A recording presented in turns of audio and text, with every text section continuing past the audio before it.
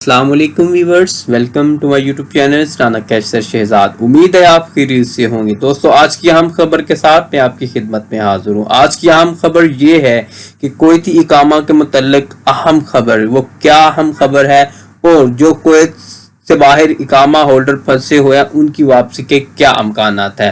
اگر اس سے پہلے اب میرا یوٹیوب چینل سبسکرائب نہیں کیا تو پلیز سبسکرائب کر دیجئے، ساتھ بیل بٹن پہ کلک کر دیجئے تاکہ آنے والی نئی ویڈیو آپ تک بآسانی پہنچ سکے۔ کویتی اقامہ کے متعلق اہم خبر یہ ہے کہ کویت سے باہر پھنسے جائز اقامے والے تارکین وطن کی تعداد تقریباً 3 لاکھ ہے۔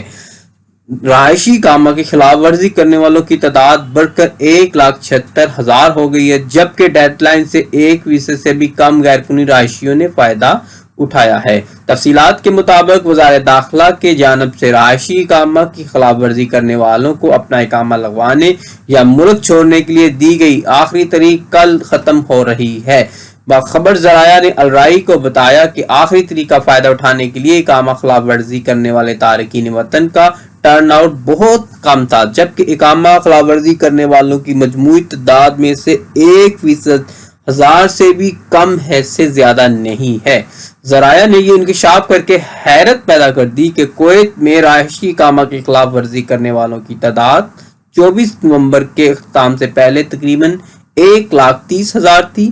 ملک کے اندر مقیم تارکین وطن کے داخلے کے ساتھ بڑھ کر تقریباً 1,76,000 ہو گئی۔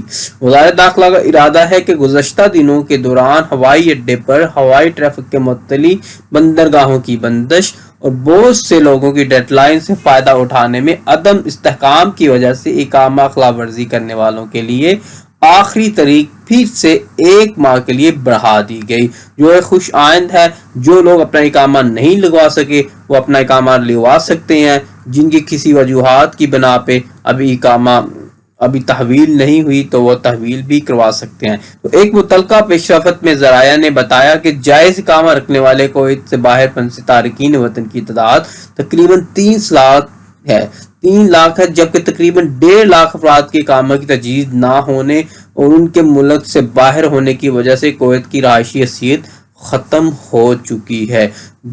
یہ کووڈ-19 کی وجہ سے بہت سارے لوگوں نے اپنا اقامہ لوسٹ کر دیا ہے، جو کہ تجدید نہیں کر سکے، کسی وجوہات کی بنا پہ آن لائن بھی نہیں کر سکے۔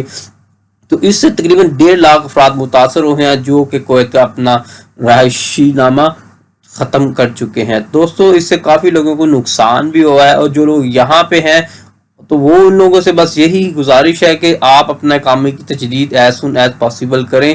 تقریباً 10 جنوری سے دوبارہ شاؤن کھل رہا ہے۔ جب بھی شاؤن کھل جائے اپنے معاملات کو سربدست کر کے اور اپنا لیگل سٹیٹس قائم رکھیں، تو اس سے آپ کی عزت اور وقار ہے۔ جب بھی کسی ملک میں رہیں اس کے قوانین کی پاسداری کرنا ہم سب کا اولین فرض ہے۔ تو دوستو، امید ہے کہ آپ کی ویڈیو آپ کو پسند آئی گی۔ اگر آپ کو میری یہ ویڈیو پسند آئے تو میرا یوٹیوب چینل لائک کیجئے گا، کمنٹس کیجئے گا، سبسکرائب کیجئے گا، ساتھ بیل والے بٹن پہ کلک کر کے نوٹیفیکیشن آل کر دیجئے تاکہ آنے والی نئی ویڈیو آپ تک بآسانی پہنچ سکے۔ Thanks for watching, have a nice day, take care.